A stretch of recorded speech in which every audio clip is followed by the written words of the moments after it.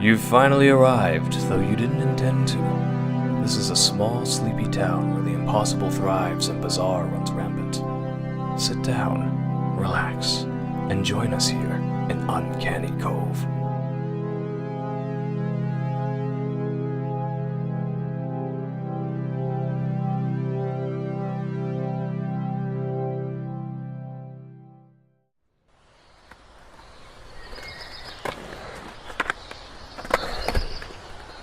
There's nothing quite like a warm spring day.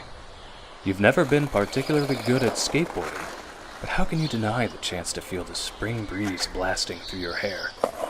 Could this day get any better? You look down at your palms, the small bits of gravel jutting out of them like porcupine quills.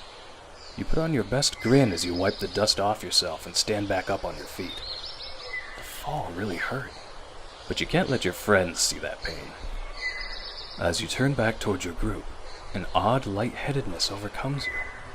You don't know why, but it fills you with a sense of dread.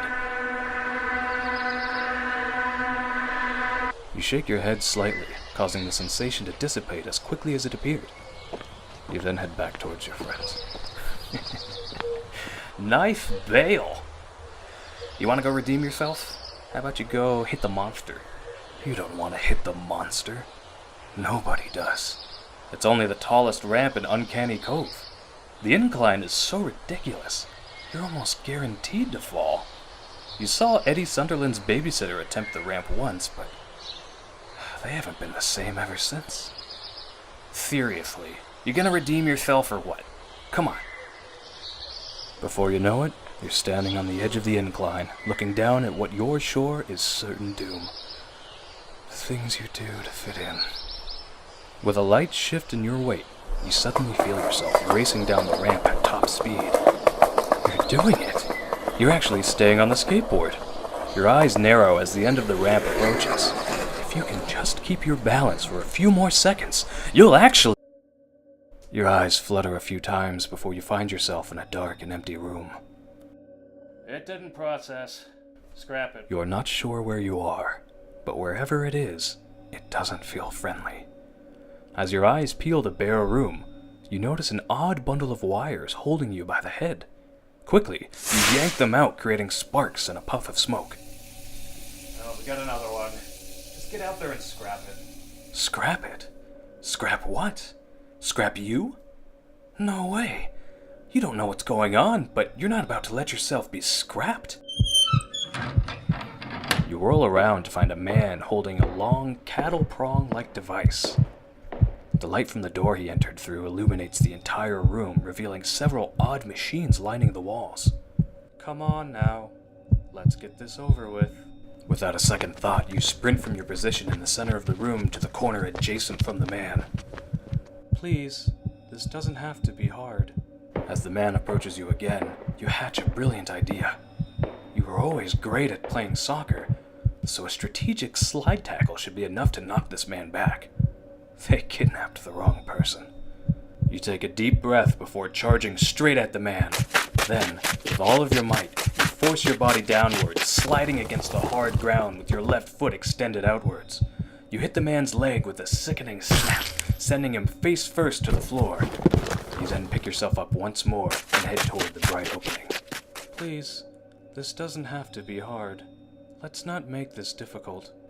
You're surprised at how calm the man sounds. You just snapped his leg. Shouldn't he be reeling in pain? Ignoring the bizarre demeanor of your captor, you charge into the brightly lit room. However, once in the room, you are not sure where to go next.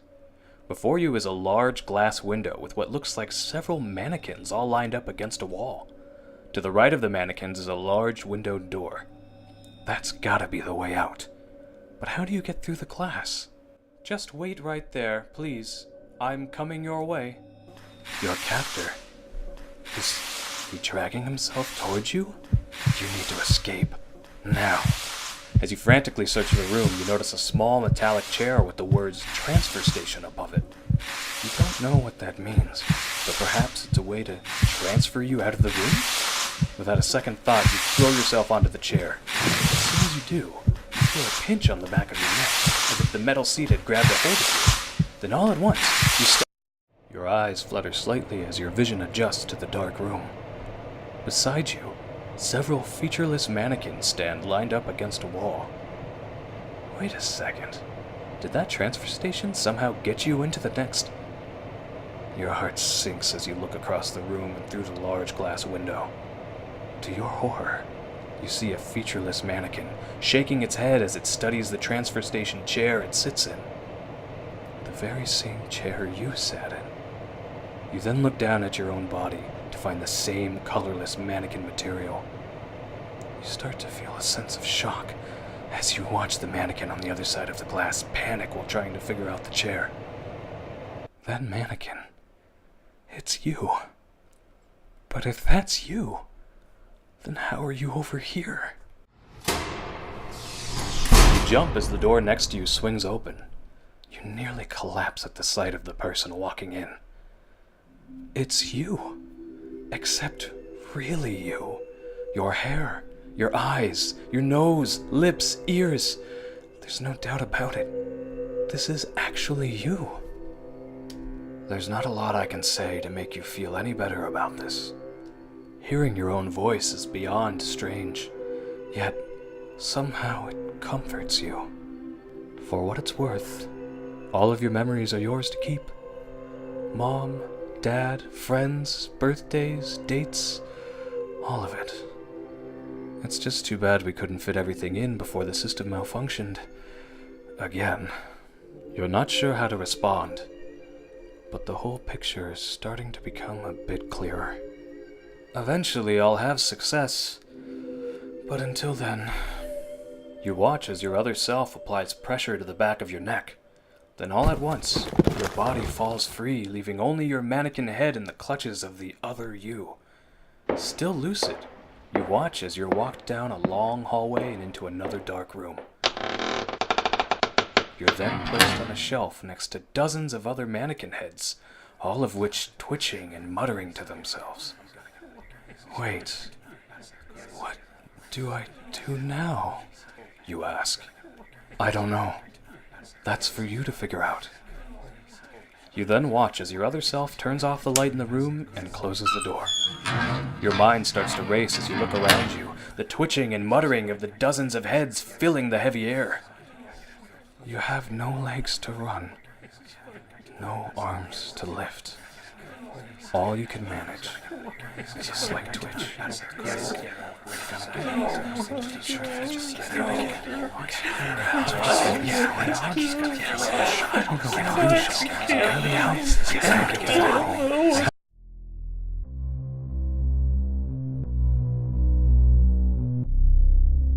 Enjoy life while you can, because none of us will truly know when our time has expired.